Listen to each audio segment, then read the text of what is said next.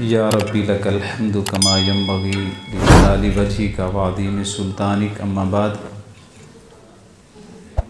अस्सलातु वस्सलामु अला नबिय्यिना मुहम्मदिन सल्लल्लाहु अलैहि व आलिहि वसल्लम। तमाम तारीफ़ात खालिक़े कायनात मालिके अर्ज़ व समा के लिए लातादाद और बेशुमार दुरूद व सलाम हज़रत मुहम्मदुर रसूलुल्लाह सल्लल्लाहु अलैहि व आलिहि वसल्लम की ज़ात अक़दस पर इंतहाई वाजिबुल एहतराम काबिल कदर मेरे अज़ीज़ साथियों, नसीहत के तौर पर और अपनी ज़ाती तरबियत के लिए अज़मत मुस्तफ़ा अलैहिस्सलातु वस्सलाम की सीरत तय्यबा में से चंद एक बातें हैं जो मैंने आप अहबाब के सामने अर्ज़ करनी है। अल्लाह ताला हमें समझने के साथ अमल की तौफ़ीक़ अता फ़रमाए। मैं हमेशा अहबाब से ये बात अर्ज़ कर देता हूँ कि बातें तो वही होती हैं जो हम रोज़ाना सुनते हैं, सुनाते हैं, करते हैं।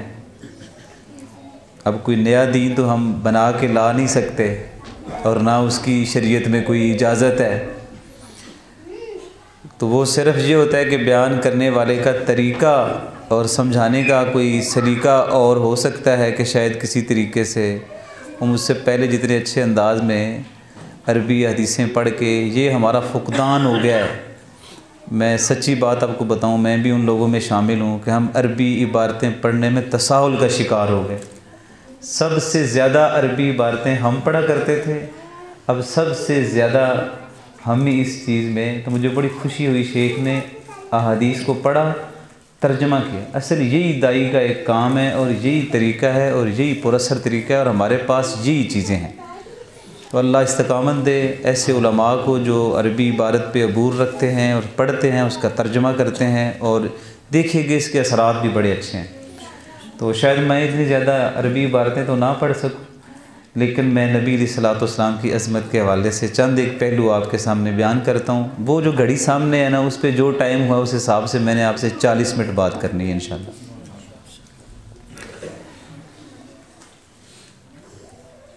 सही बुखारी में है कि नबी अलैहिस्सलातु वस्सलाम ने एक दिन, और बल्कि सही मुस्लिम में है,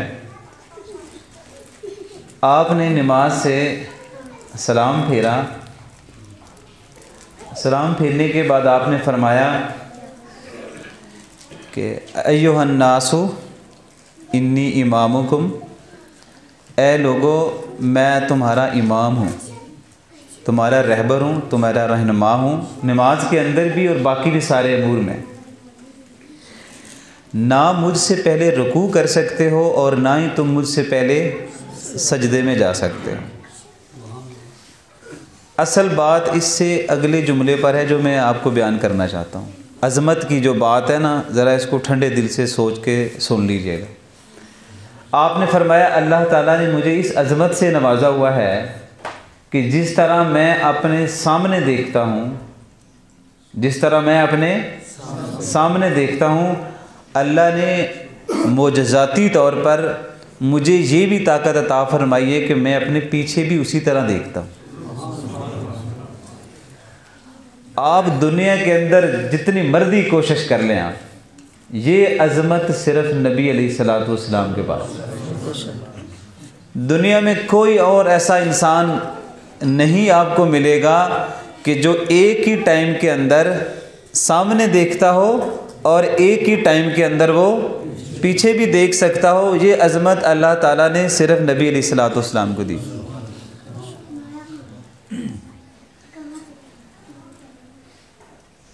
और एक ऐसी अज़मत जो बाकी अंबिया को अल्लाह ताला ने नहीं दी, वो ये भी थी कि आपने फरमाया मुझे अल्लाह ताला ने, ये भी मेरी अज़मत का हिस्सा है कि पूरी की पूरी सरज़मीन को अल्लाह ताला ने मेरे लिए एक मस्जिद का मुकाम दिया है। मैं जहाँ चाहूँ नमाज पढ़ लूँ, मुझे इजाज़त है। इससे पहले सारी उम्मतों में ख़ास एरिया होता था नमाज के लिए, आप जिधर भी हैं आपने नमाज की अदायगी वहाँ जाके करनी है, आप हर जगह नहीं कर सकते। आप हैरान होंगे कि अब मुसलमान सफ़र में जहाँ कहीं भी हैं, जहाँ उनको ज़मीन दस्तयाब है, वो वहाँ पे नमाज़ पढ़ लें, उनकी नमाज कबूल हो जाएगी। ये भी अज़मत हुजूर की वजह से है। और इससे बड़ी अज़मत क्या है कि आप फरमा रहे हैं कि जिस इंसान ने मुझे एक बार ईमान और अकीदे के साथ अगर एक बार मेरी ज़ियारत कर ली, उसकी अज़मत यह है कि अल्लाह ताला उस पर जहन्नम की आग को हराम करार देता है।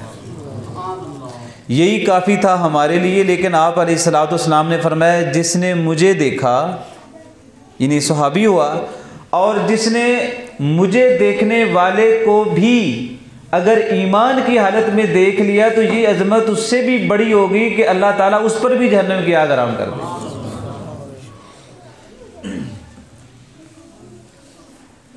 लेकिन मेरा यहाँ पे सिर्फ आपसे एक सवाल है जो हो सकता है आपके ज़हनों पर बोझ गुज़रे थोड़ी देर के लिए, लेकिन मैं चूँकि आपका भाई हूँ और आप मेरे लिए बड़े काबिल एहतराम हैं, ये इतनी खूबसूरत महफ़िलें जो आप हर महीने करते हैं, इनके मकासद को जब तक आप नहीं समझेंगे तब तक आपको मेरे ख़्याल से इतने अखराजात करना और इतना टाइम लोगों का लेना मुनासिब नहीं होगा।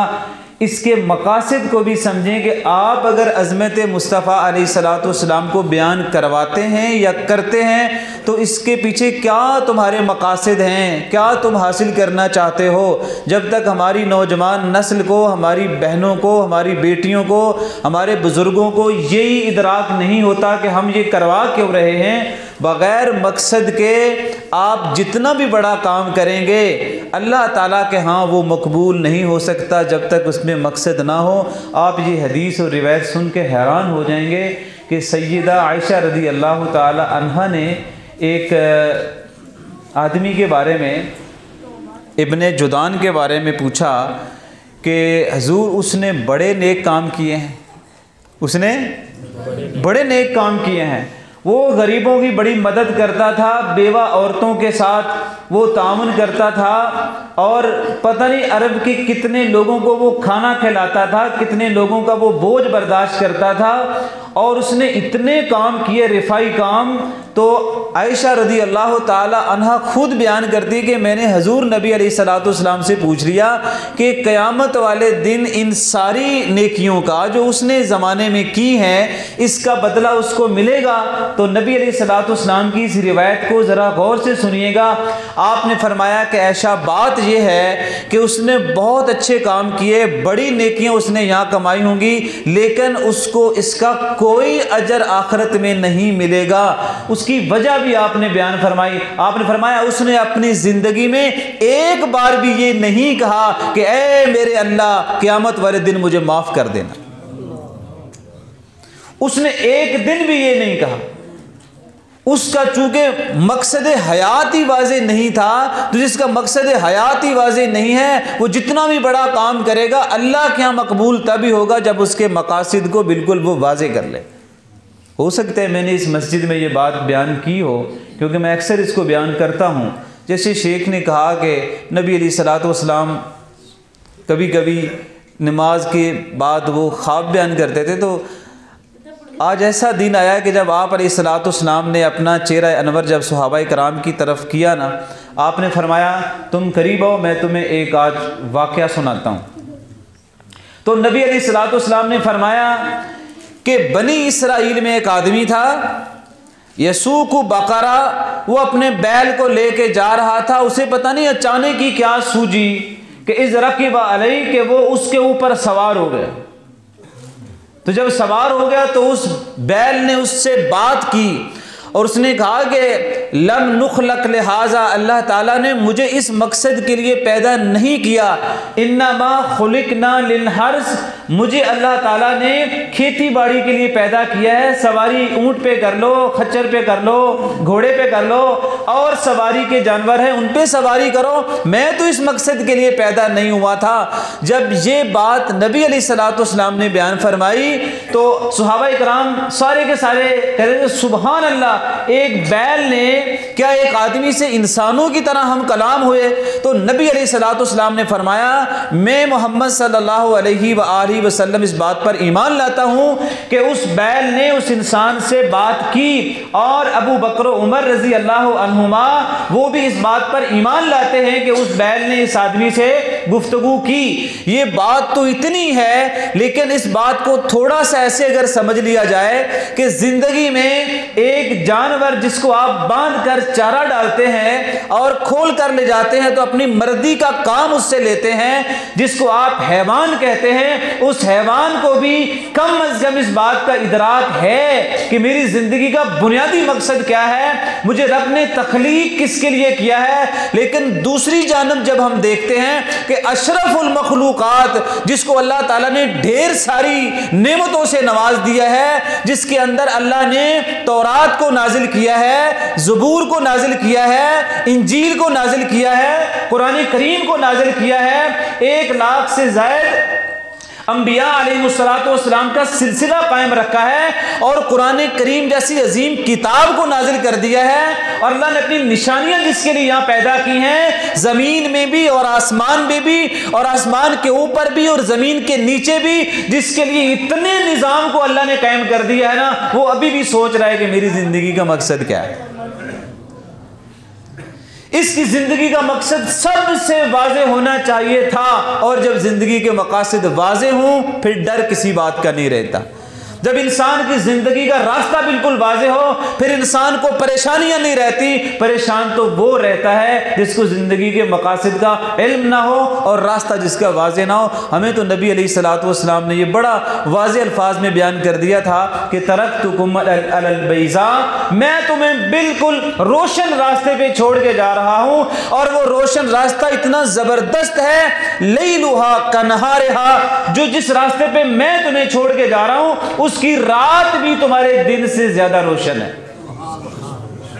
इतनी अजमतों वाले पैगंबर, इतने मुकाम और मर्तबे वाले और मनाकिब वाले पैगंबर इतने वादे रास्ते पे हमें छोड़ के जाएं, और फिर भी हमें जिंदगी के मकासद का इल्म ना हो और खाली एक अजमत सुने और सुनकर घर में चले जाए, और ईमान में बेहतरी ना हो, अमल में बेहतरी ना हो, इखलाक में बेहतरी ना हो, इखलास में बेहतरी ना हो, कारोबार में बेहतरी ना हो, बाजार में बेहतरी ना हो, घर अच्छा ना हो, हमारे मामलात अच्छे ना हो, लेन देन के मसले अच्छे ना हो, नमाजें बेहतर ना हो, ज़कात देने का तरीका ना आता हो, उशर हम ना दे सकें, और हम अपने दीन के लिए कुर्बानी ना दे सकें, दीन के लिए वक्त भी ना निकाल सकें, और खाली अज़मत मुस्तफ़ा सुन के अगर चले जाएं, तो मेरे ख्याल से हमें गौर करना चाहिए, अपने मकासद को वाज़े करके ज़िंदगी गुजारिएगा।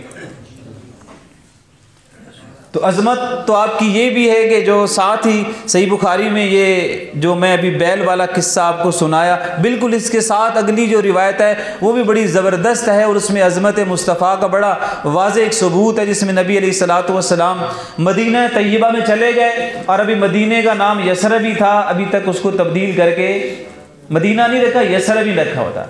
और शुरू के दिन थे जब हजूर नबी अलैहिस्सलाम वहाँ तशरीफ़ ले गए, तो उसमें एक वाक़या जिसका असल जो है वो सही बुखारी में है कि एक आदमी अपनी बकरियां लेके जाता है चरवाहा, और अपनी बकरियों को रेवड़ को चलाते चलाते किसी ऐसी जगह पर चला गया जहां पे बकरी पर भेड़िए ने हमला कर दिया, और उसकी एक बकरी को भेड़िए ने उठाया और चल दिया।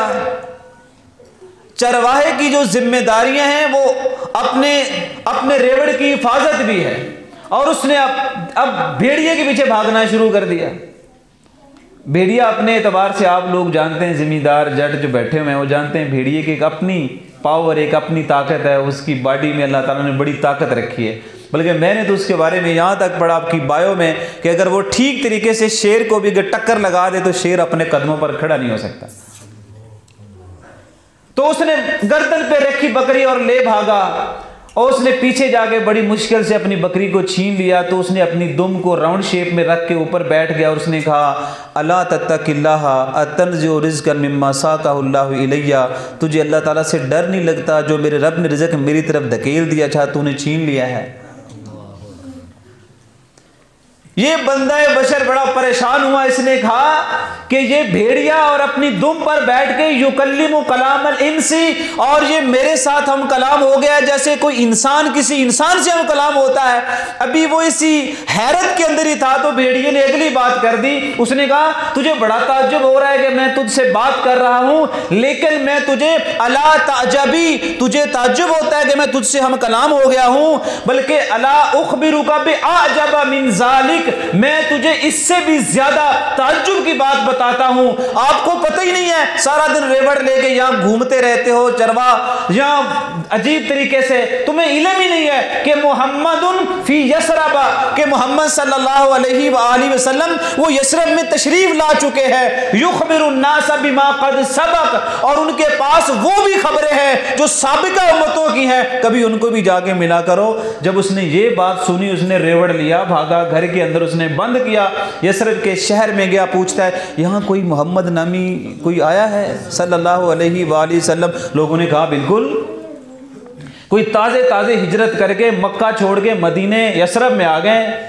वो बड़ी तेजी से गया, पूछता पूछता हजूर नबी अलैहिस्सलाम की बारगाह में पूछा, दो जानों के अदब से बैठ के कहता है मेरे साथ ये वाक़या हुआ है जो मैंने अभी आपको सुनाया। उसने सारा हजूर को सुनाया। आपने कहा खड़े हो जाओ, जितने सहाबा इकराम यहाँ मौजूद हैं इन सब को मेरी मौजूदगी में सुनाओ। उसने वो वाक़या पूरे का पूरा नबी अलैहिस्सलाम को सुना दिया, और जब उसने सुना दिया आप उसके पास खड़े थे, वो हजूर के पहलू में खड़ा था, वो मुसलमान हो चुका था, वो दीन पर आ चुका था। लेकिन याद रखिएगा हजूर ने फरमाया मैं मोहम्मद सल्लल्लाहु अलैहि वसल्लम इस बात पर ईमान लाता हूं कि भेड़िए ने इससे बातचीत की, और अबू बकर उमर रजी अल्लाह अन्हुमा दोनों इस बात पर ईमान लाते हैं कि भेड़िए ने इससे बातचीत की। मैं ये बात यहां तक सही बुखारी की बयान कर रहा हूं, लेकिन इसका दूसरा पहलू जो थोड़ा सा सख्त है, जो आपके मैं ज़हनों में डालना चाहता हूं। खुदा के बंदो, सारी जिंदगी अजमतें सुनते रहते हो, बयान भी करते रहते हो, पता नहीं तुम दावत देते हो किसी अपने शहर की तरफ, किसी अपने बड़े की तरफ, लेकिन मैं आपका भी नाम नहीं लेता। मैं तफरकेबाजी की वैसे ही कोई नहीं बात करता। मैं कहता हूं अगर मैं आपको किसी अपने बड़े की तरफ दावत दूं, और मैं आपको किसी अपने इमाम की तरफ दावत दूं, या अपने किसी शहर या बिरादरी की अगर मैं आपको दावत दूं, तो मैं ये यकीन से कहता हूं मुझसे 1000 गुना बेहतर वो भेड़िया था जिसको ये तो मालूम था जब किसी बंदे को दावत दे तो उसको हजूर की तरफ दावत देनी चाहिए। हजूर की अजमत यह है कि अल्लाह ताला ने इंसानों के दिल में तो डाली डाली है, खुदा ताला ने उनकी अजमत को जानवरों के दिल में भी डाला हुआ। नबी अलैहिस्सलाम निकले मदीना तैयबा में तो बाग के अंदर चले गए, और जब बाग में गए वहां पर एक ऊंट बिलबिलाता हुआ, सही हदीस के अंदर आता है, वो बड़े तेज़ी के साथ हजूर की तरफ बढ़ा, और नबी अलैहिस्सलाम रुक गए और उसे गौर से देखा, और वो हजूर के करीब आके थोड़ी गर्दन उसने झुका ली, और हदीस के अल्फाज हैं, रिवायत के अल्फाज हैं, उसकी आंखों में आंसू आ गए, और उसने एक शिकायत जो दिल में थी वो शायद ज़बान पर उस तरह नहीं बोल सकता था। मैं जानता हूँ कि सुलेमान अलैहिस्सलाम की अज़मत है कि वो चींटियों की आवाज़ को सुनते थे और हुदूद से गुफ्तगू करते थे, परिंदों से बातें करते थे, लेकिन आप ये क्यों भूल जाते हैं हजूर के सामने ऊंट ने गुफ्तगू की। दुनिया नहीं समझ सकती, लेकिन हजूर ने उसकी बात को समझा, और फिर कहा ये उसकी गर्दन पे ऐसे हाथ रखा ना, वो बड़ा पुरसकून हो गया। अल्लाह के बंदो, तुम नबी के उम्मती हो के पुरसकून नहीं हो सकते।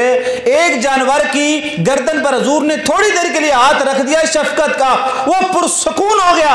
और फिर आपने पूछा ये किसका ऊंट है? एक अंसार कबीले का नौजवान बड़ी तेजी से बढ़ा। मुझे ऐसे लगता है कि वो इसलिए भाग के आया होगा, हजूर को पता नहीं ऊंट चाहिए, पसंद आ गया है, मैं आपको ये ऊंट दे दूं। आपने फरमाया तेरे ऊंट ने मेरे सामने शिकायत कर दी है, और ये ऊंट ये कह रहा है कि तू इससे वजन ज्यादा रखता है और इसको खाने पीने के लिए कम देता है।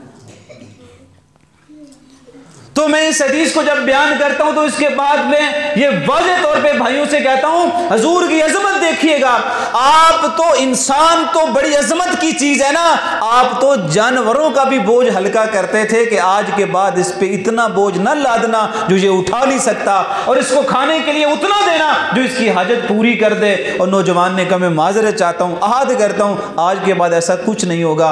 ऊंट को भी कम अज कम पता था यहां मसला बयान किया जाए तो उसका हल हल निकल सकता है। तुम पता नहीं कहाँ कहाँ अपने मसले ढूंढ रहे हो और तलाश कर रहे हो, नस्बुल ऐन बना रहे हो और समझते हो कि वहां जाके तुम्हारे मसले हल हो जाएंगे। तुम्हें लगता है फलां के पीछे चलकर मेरे मसले हल हो जाएंगे, फलां का पल्ला पकड़ने से आपके मसले हल हो जाएंगे, फलां की बायत करने से आपके मसले हल हो जाएंगे। ये आपको ऐसा लगता है, लेकिन मेरा ये ईमान है कि खुदा ताला ने तो जानवरों की बदियत और तबीयत और मिजाज में भी ये बात डाल दी थी। ये पैगाम हमारे लिए है कि वो ऊंट जाके हुजूर के सामने गुफ्तगू कर रहा है इंसानों को पैगाम देने के लिए। आपके मसाइल का बुनियादी जो हल आपका निकलेगा वो नबी करीम की सीरत से निकलेगा और कोई रास्ता नहीं जिससे आप अपने मसाइल का हल निकाल सकें।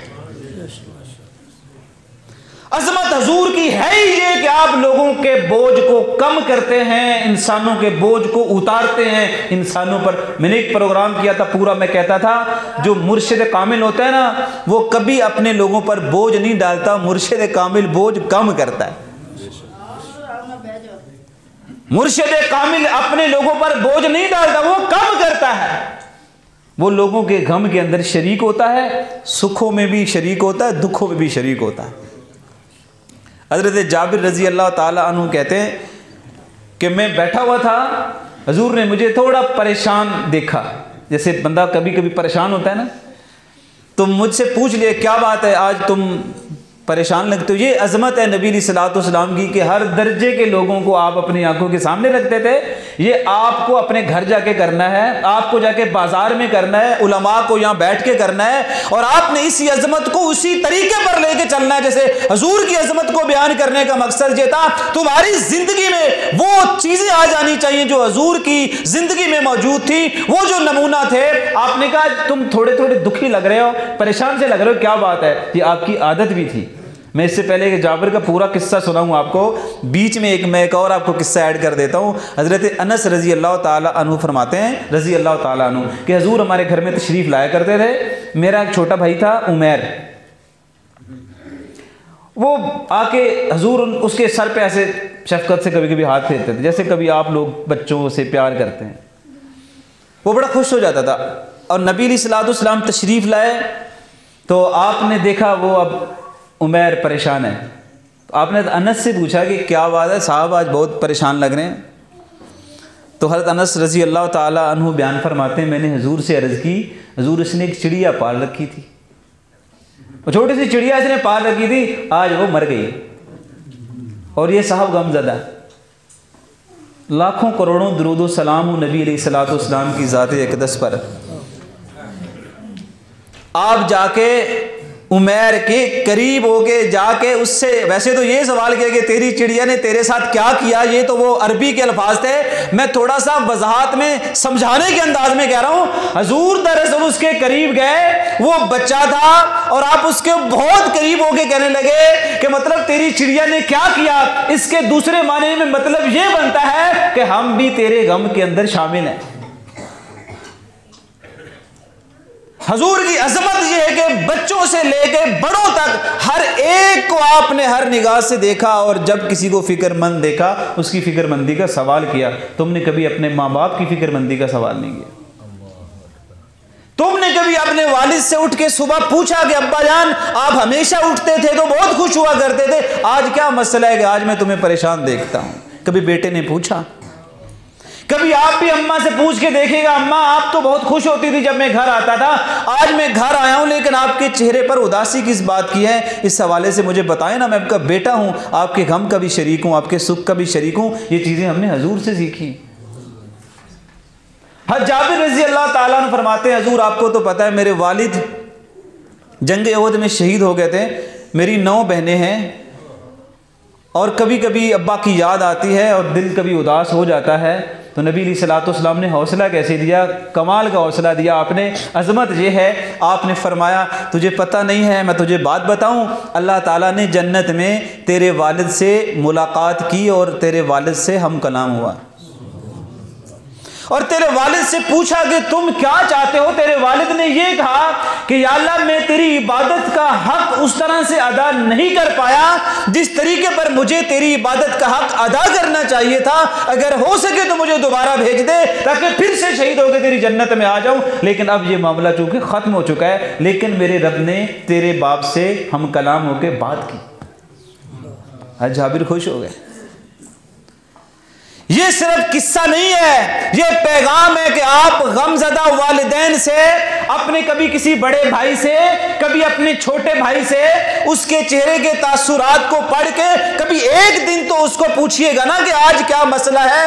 आप तो कहते हैं ठीक है, इसका तो मूड बना रहता है, इसका तो मुंह बड़ा ही रहता है, हम इससे क्यों पूछे। लेकिन हजूर की अजमत ये है कि हजूर ने हमें ये तालीम नहीं दी है। हजूर ने तो हमें थोड़ा सा को खुश हुआ उससे पूछ लिया क्यों खुश हो, और तो गमगीन हुआ उससे पूछ लिया कि तुम आज गमज़दा क्यों हो। ये नबी अलैहिस्सलाम की जो अजमत है इन्हीं चीज़ों से वाज़ेह होती है। इतने अजीम होने के बावजूद भी, इतनी अजमतों पर जाने के बावजूद भी जो अपने उम्मतियों के बारे में इतने फिक्रमंद हैं कि आप इस बात का अंदाजा सिर्फ इस बात से लगा लें। मैं नहीं बात करता आपके सामने आज के दरस में, चूंकि वक्त इतना नहीं है कि मैं आपको कोई तैफ का वाकया सुना दूं तफसील से, तो इतना नहीं हो सकता। मैं आपको हजूर के गरेबान पकड़ने वाले किस्से सुना दूं, नहीं वक्त इतना मिलता। हजूर के दंदान शहीद हुए, आपके माथे पर जख्म हुआ, आपके पहलू में पत्थर लगा, आप सवारी से भी एक बार गिरे, और आपके घर में हंडिया पकती थी, लोग गंदा गोश्त डाल देते थे, कोई आपके रास्ते पर कांटे डाल देता था, कोई आपको मजनून जादूगर कज़्ज़ाब कहता था, जो जिसके मुंह में आता था वो कह देता था। हजूर सुन लिया करते थे। इस दुख और गम को आप थोड़ी देर के लिए एक तरफ रख लें, इसकी हम बात नहीं करते, सिर्फ इस बात को ज़हन में पल्ले बांध लें। हजूर की अजमत ये जो कुरान करीम अल्लाह ताला फरमाते हैं कि अगर हम ये कुरान करीम किसी पहाड़ पर भी नाज़िल करते ना, अल्लाह के डर से वो भी रेजा रेजा हो जाता। ये पूरे का पूरा कुरान हजूर के दिल पर नाजिल हुआ। इन उम्मतियों के लिए, इन लोगों के लिए, आप लोगों के लिए, मेरे और आपके लिए, मेरी माँ और बहनों के लिए, मेरी बेटियों और मेरे बेटों के लिए, और मेरे इन लोगों के वास्ते हजूर ने वो 23 साल जिंदगी में सारे वही का नजूल आपके दिल पे हुआ। सुहाबाए किराम रिजवानुल्लाह अजमईन के बहुत सारे ऐसे वाकयात आपको मिल जाएंगे सीरतुन नबी सल्लल्लाहु अलैहि वसल्लम में, कि जिसमें आपको मिलेगा एक सहाबी कहते हैं मेरा रान हजूर के रान के नीचे आ गया था, वही शुरू हो गई और मेरा रान ऐसे दबने लगा। मैं पहले तो सादत समझता रहा कि मेरा रान हजूर के रान के नीचे, और यार इससे बड़ी अजमत और हो भी क्या सकती है कि हजूर के बदन से किसी का बदन लगा हुआ है। कहते फिर दबाव इतना बढ़ने लगा, मैंने सोचा तेरा आज रान टूट जाएगा, फिर मैंने कोशिश की किसी तरीके से निकाल लूं। कहता इतना वही का दबाव था कि मैं रान अपना निकाल नहीं सका। मां सैयदा आयशा रज़ी अल्लाह ताला अन्हा बयान करती हैं कि मैंने हजूर को अपने हुजरा में देखा कि सर्दी के मौसम के अंदर भी जब वही का नजूल आता था तो वही के नजूल पर सर्दी के मौसम में आपकी पेशानियों पर पसीना आ जाता था। आधी रात को मेरे घर में एक औरत ने, खौला नामी औरत ने मेरे घर के दरवाजे पे दस्तक दी, जो कि सहीह बुखारी की किताब तफसीर में है। उसने आगे नबी अलैहिस्सलाम से कोई सवाल पूछना था, मैंने माजरत कर ली, मैंने कहा हजूर आराम फरमा रहे हैं, तुम सुबह आ जाना। उसने कहा सुबह बड़ी धूल है, मैं तो अभी मसला पूछना है। तो इतने में हजूर के कानों में उसकी आवाज़ पड़ी, हजूर उठ के बैठ के कहा इसको बुलाओ क्या मसला है। उस औरत ने कहा मैं जवानी की उम्र में मेरे शोहर ने मुझसे फ़ायदा उठाया और अपनी ज़िंदगी को इंजॉय करता रहा, अब मैं बूढ़ी हो गई, ना मेरा बाप ना मेरा भाई ना कहीं मैं जा सकती हूँ, और मेरे शोहर ने मुझे माँ कह के घर से, हमारा तरीका ये कि अब मैं उसके घर में रह नहीं सकती। हजूर आप बताइए इस मसले के बारे में कि ये क्या है, मैं क्या करूँ, अब मेरे लिए क्या हुक्म आता है। हजूर फरमाते हैं असल बात यह है कि खौला अभी तक इस मामले में अल्लाह ताला ने मुझे कोई वही नाज़िल नहीं फरमाई, जब वही आ जाएगी तो मैं बता दूंगा। उसने कहा हजूर वही आएगी फिर आप मुझे बताएंगे, मेरा गम का मदावा तो इस रात ही चाहिए मुझे। सैयदा आयशा उसे बार बार तलकीन कर रही हैं अदब से कि बहन देख लो फिर किसी टाइम पे आ जाना, हजूर फरमा रहे हैं ना कि भाई अभी नाजिल नहीं हुई। तो हैरत की बात यह है, ये खुद माँ आयशा रज़ी अल्लाह ताला अन्हा बयान करती हैं कि मुझे नहीं मालूम, मेरे इन दो कानों ने कोई नहीं सुना कि मेरे उस हुजरे में उसने क्या बात की है, लेकिन मैंने तो हजूर के चेहरे को जब देखा कि आपके चेहरे पर पसीना है, मैं समझ गई जिब्रील आ गए। फिर थोड़ी देर बाद वही जब ख़त्म हुई, आप आपने कहा खौला बैठो, अभी तेरे रब ने तेरे मसले का हल भेज दिया है। जबरील आया था, वो कह रहे कद समी अल्लाहु कौलल्लती तुजादिलुका फी ज़ौजिहा व तश्तकी इलल्लाह। इसका तर्जुमा ये है, अल्लाह फरमा रहे हैं ताकीद सुन ली है अल्लाह ताला ने गुफ्तगू उस औरत की जो अपने शोहर के बारे में आपसे झगड़ा कर रही थी, मुझे अभी मसला चाहिए। आपने फरमाया अभी मेरे पर इसका हल नहीं है, तो वह तश्तकी इलल्लाह, उसने आपके उजरे में खड़े होकर अल्लाह के सामने शिकायत कर दी। जिब्रील को आधी रात भी आके नबी अलैहिस्सलाम के आराम के अंदर, अगर आज तुम्हें रात कोई 12 बजे कॉल करे, अगर आपका सगा भाई क्यों ना हो, शायद आप उठाएं कि ना उठाएं, हो सकता है आप गुस्सा करें, रात सोने नहीं देता। हुजूर जिनको आराम करना चाहिए था, हुजूर जिनकी अजमत बड़ी है, वो आधी रात के अंदर भी एक उम्मती, एक औरत के लिए, आज औरतें कहती हैं इस्लाम हमें हक नहीं देता। खुदा के बंदों कभी कभी शर्म आती है बात करते हुए। आज कोई औरत खड़े होके कह दे मेरे इस्लाम ने मुझे हक नहीं दिया, मैं कहता हूं किसी मर्द के बारे में मुझे बताओ जिसने रात के अंधेरे में कभी वही नाज़िल हुई हो इस तरीके से। एक औरत के घर के मसले में रब ने जिब्रील को भेजा, हुजूर को उठाया, पसीना भी आया, हुजूर के हुजरे में वही का नज़ूल भी हुआ। जो एक औरत ने रब के सामने शिकायत की, रब ने भी सुबह का सूरज तलू होने से पहले उस औरत का बाकायदा मसला हल किया। आज औरतें कहती इस्लाम हमें हमारा हक नहीं देता।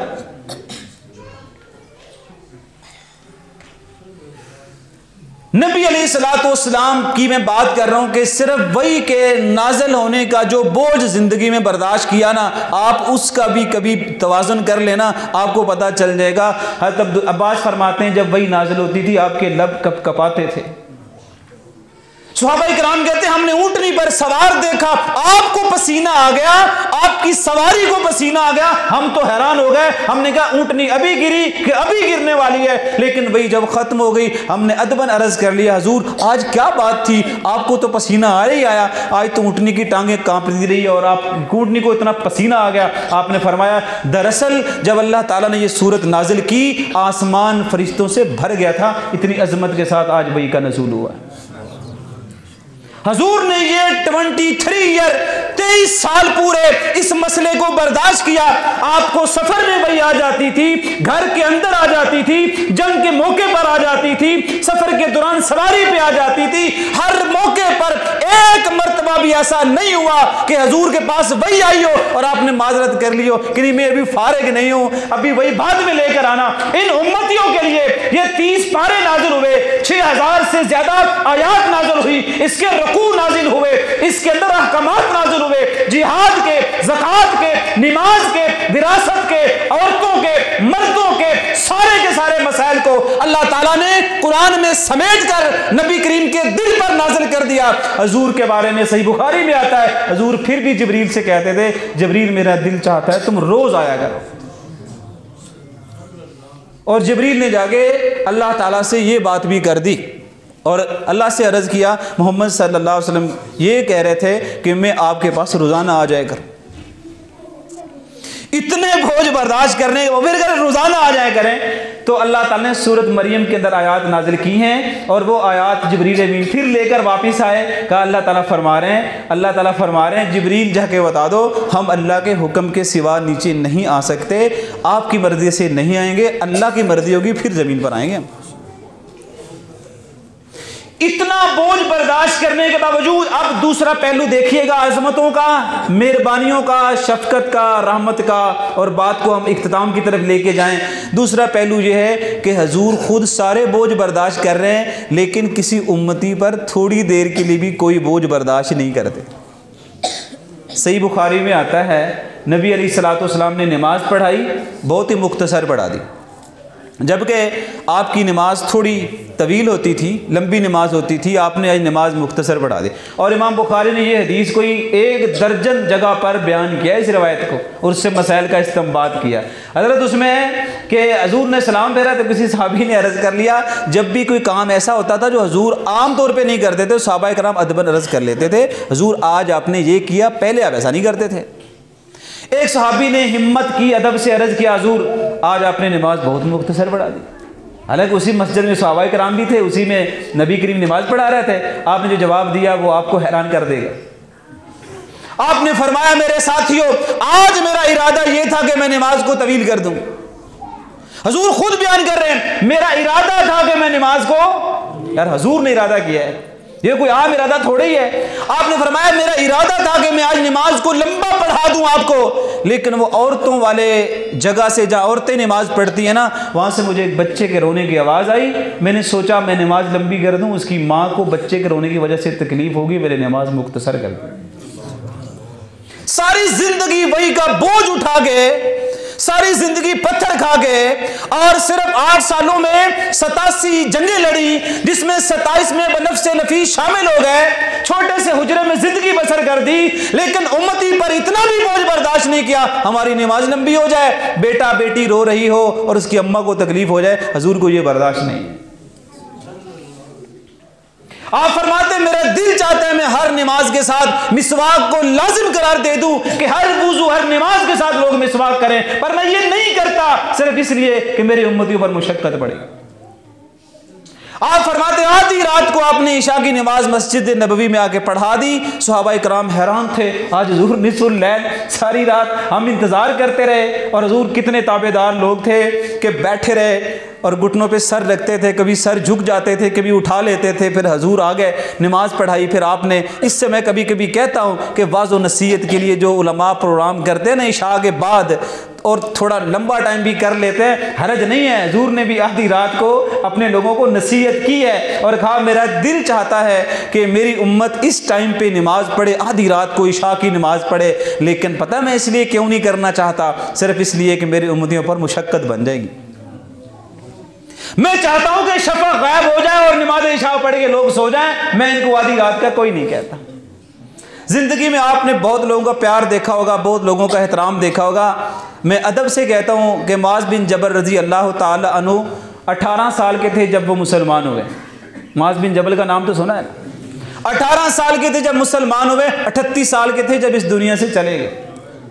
20 साल के दौरानिए में वो कमाई की जो हम लोग शायद 50 सालों में 60 सालों में नहीं कमा सके। 20 सालों की कमाई का एक थोड़ा सा झलक मैं आपको देता हूं, लेकिन दूसरी एक बात मेरी सुनिएगा जरा गौर से कि 20 सालों में एक ये भी जुमला था जब हुजूर सामने बिठा के कह रहे थे मुआज़ मुझे अल्लाह की कसम है मैं तुझसे मोहब्बत करता हूं। इस कमाई में यह भी जुमला मुस्नद अहमद में आता है। आपने फरमाया क़यामत का दिन होगा, जितने भी अंबिया हैं उनकी क़यादत मैं मोहम्मद सल्लल्लाहु अलैहि वसल्लम करूंगा। यह भी हुजूर की अजमत है कि रोज़े माशर हुजूर की अजमत यह है, सारे अंबिया हुजूर के पीछे चलेंगे। फरमाया मुआज़ बिन जबल जितने दुनिया के उलमा है ना, इनकी क़यादत तू करेगा। यमन वालों को खत लिखा, मैं अपना बेहतरीन शागिर्द तुम्हारे पास में भेज रहा हूं। सवारी पे सवार किया मदीने की रियासत से, जब निकलने लगे मदीना शहर से, हुजूर ने आगे से सवारी की वो लगाम पकड़ी हुई है और मुआज़ बिन जबल ऊपर बैठे हुए हैं और हुजूर से वो अर्ज कर रहे हुजूर या तुसी सवारी ते आ जाओ या मैं थले आ जाना। आप कहते हैं ना तो तुम नीचे आओगे ना हम ऊपर बैठेंगे। कितनी मोहब्बत से मुआज़ बिन जबल कहते हैं मैं नबी अलैहिस्सलाम के पीछे बैठा हुआ था, हुजूर ने मुझे ये बात की, हुजूर ने मुझे ये बात की। अबू बकर सिद्दीक ने भी इसी तरीके से उनको अलविदा किया, तो वो अबू बकर सिद्दीक से कहने लगे अमीर मोमिनीन जा आप सवारी पर आ जाइए या मैं नीचे उतर जाता हूं, मैं तो आपको मिलने आया था, आपने खिलाफत का ओहदा संभाला है, मैं तो मिलने आया था यमन से आपको। तो उन्होंने कहा नहीं, जिसे हुजूर तुझे अलविदा करते थे हम ऐसे तुझे अलविदा करेंगे। इतनी मोहब्बतों के बावजूद कि मुआज़ बिन जबल इतनी अजमतों पर है और ताउन के उस बीमारी में जो शहादत के दर्जे में जो बंदा पहुंच गया, ऐसा मुस्तजाब दुआ आदमी था कि अपनी फैमिली समेत अपने बेटों को भी शहीद होते हुए देखा।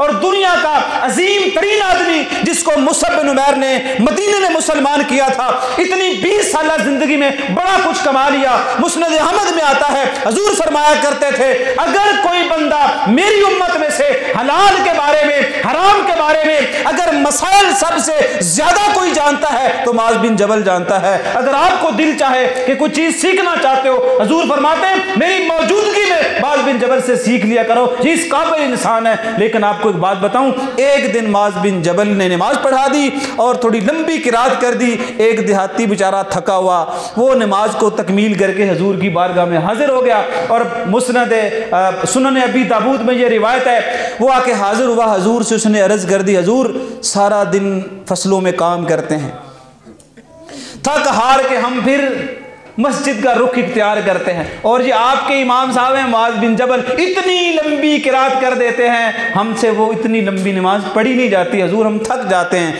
आपको हैरत होगी, जिसको इतने एजाज़ दिए हैं, जिसको इतनी अजमत दी है, जिससे इतना प्यार है, उसको फौरी तौर पर तलब कर लिया। मुआज़ बिन जबल बड़े अदब से आके हजूर की बारगाह में बैठ गए। आपने पता है क्या फरमाया?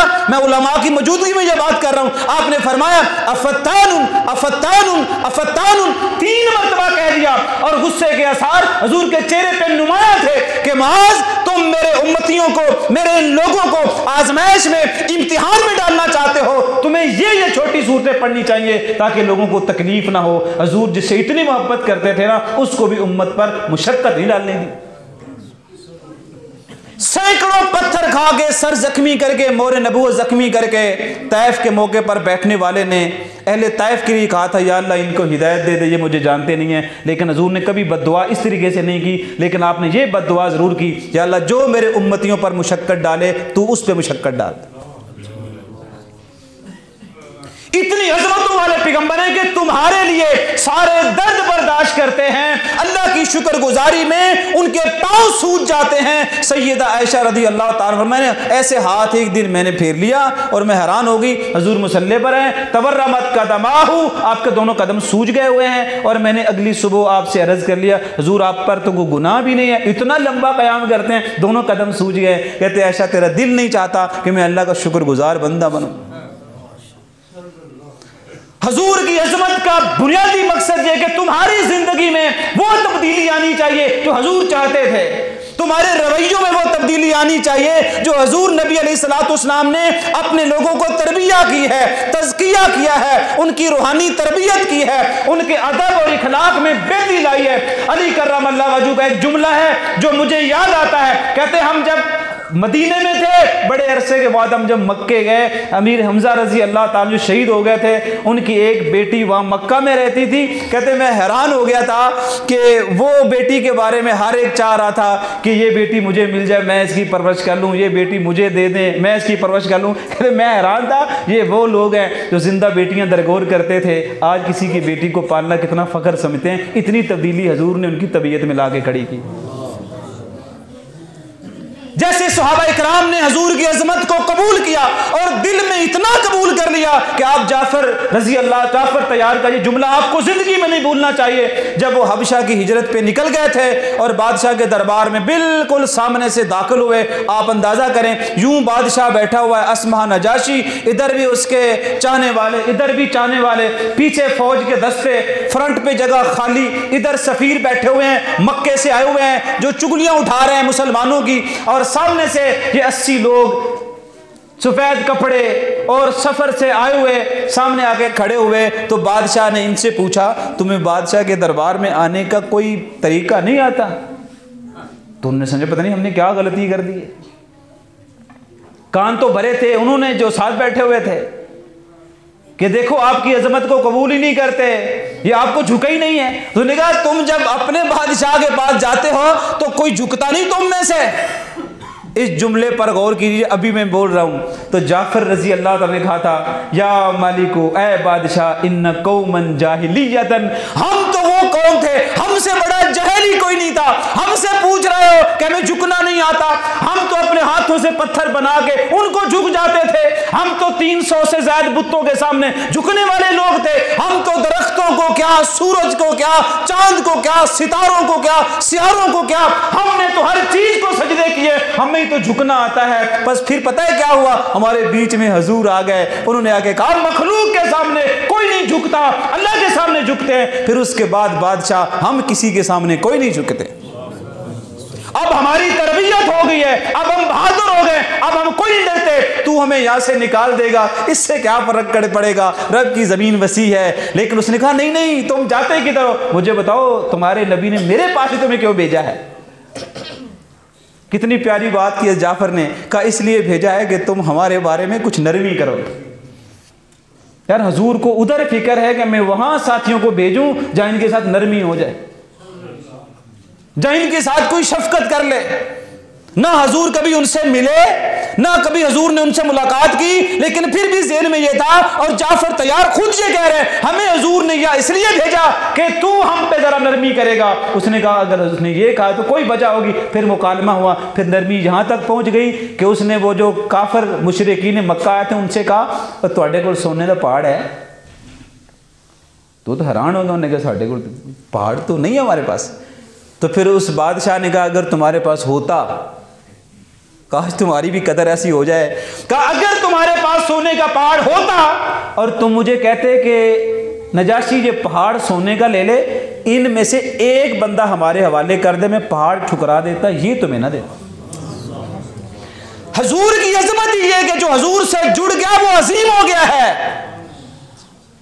हुजूर से जुड़ा एक लम्हे के लिए भी कोई होगा ना, अगर उसमें थोड़ी सी भी इंसानियत रही होगी ना, तो वो इंसान बनेगा। वो झूठा नहीं हो सकता। वो झूठ कैसे बोल सकता है? सो अल्लाह के नबी की अजमत को सुनने से पहले और सुनने के बाद ये अज़म ज़रूर करो। आज जब तुम घर में जाओ ना, तो तुम्हारे घर में तुम्हारे वालिद को तुम्हारे रवैये में तब्दीली वाज़े नज़र आनी चाहिए। तुम्हारी बूढ़ी अम्मा को ये बात समझ में आनी चाहिए, मेरा बेटा और मेरी बेटी जैसे अब मेरी इज्जत कर रही है ना, ऐसा शायद पहले नहीं होता था। अगर ये नहीं ना कर सकते, ना करवाया करो जलसे, इसका कुछ ज़्यादा फ़ायदा आपको फिर इस तरह नहीं होगा। बगैर मकसद के कोई काम करने की ज़रूरत नहीं है। अगर मकसद से इससे छोटा भी काम करोगे ना, खुदा उस पर तुम्हें वो अजर देगा जो तुम सोच भी नहीं सकते। अल्लाह ताला आपको और मेरा हामी नासिर हो। वो मुझे कहते हैं फिर कि गूंगी हो गई आज कुछ ज़बां कहते कहते, गूंगी हो गई आज कुछ ज़बां कहते कहते, मैं हिचकिचा गया खुद को मुसलमान कहते कहते।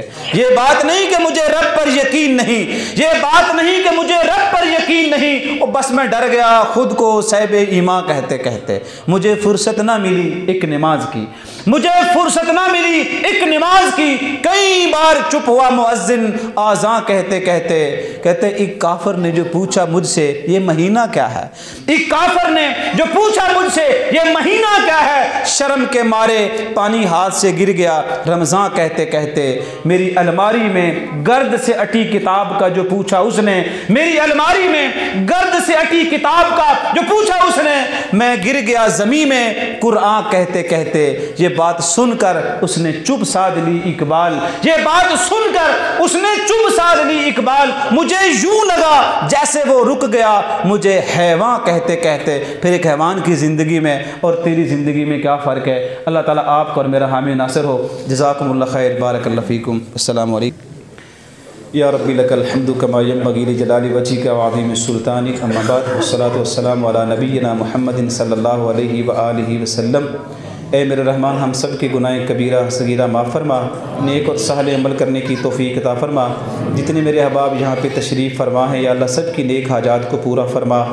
जिन मेरे भाइयों ने इस प्रोग्राम का इंतज़ाम व इंसराम किया है और मुस्तकिल बुनियादों पर करते हैं, या अल्लाह उनके घरों को भी आबाद फरमा। मेरे रहमान, जो हमारे अहबाब बीमार हैं, जिनको हम जानते हैं जिनको हम नहीं भी जानते, सबको शिफाए कामिला आजिला दईमा नसीब फरमा। हमारे दोस्त हैं अदील भाई, उनके वालिद दुनिया से रुखसत हो गए, या अल्लाह हम उनके लिए दुआ गो हैं कि या अल्लाह उनकी आखिरत की मनाजिल आसान फरमा, उनके लवाहिकीन को सब्र जमील अता फरमा। जो उन्होंने नेक अमाल किए हैं अपनी बारगाह में कबूल व मंजूर फरमा। उनकी औलाद को उनके लिए बेहतरीन सदका जारिया बनने की तौफ़ीक़ अता फरमा। या अल्लाह उसके अलावा यहाँ पे जितने लोग मौजूद हैं, जिनके वालिदैन मौजूद हैं, या अल्लाह उनको अपने वालिदैन की इज़्ज़त और एहतराम करने की तौफ़ीक़ अता फरमा। जिनके वालिदैन अब दुनिया में नहीं रहे, दोनों या दोनों में से कोई एक भी अगर चला गया है, या अल्लाह उनकी औलाद को उनके लिए सदका जारिया बना। मेरे रहमान, जो बीमार उनको शिफाए कामिला आजिला दईमा नसीब फरमा। हमारे मुल्क पाकिस्तान के हालात को बेहतर फरमा। दुनिया भर के मज़लूम मुसलमानों की मदद फरमा। जिसके पास औलाद है उसे नेक कर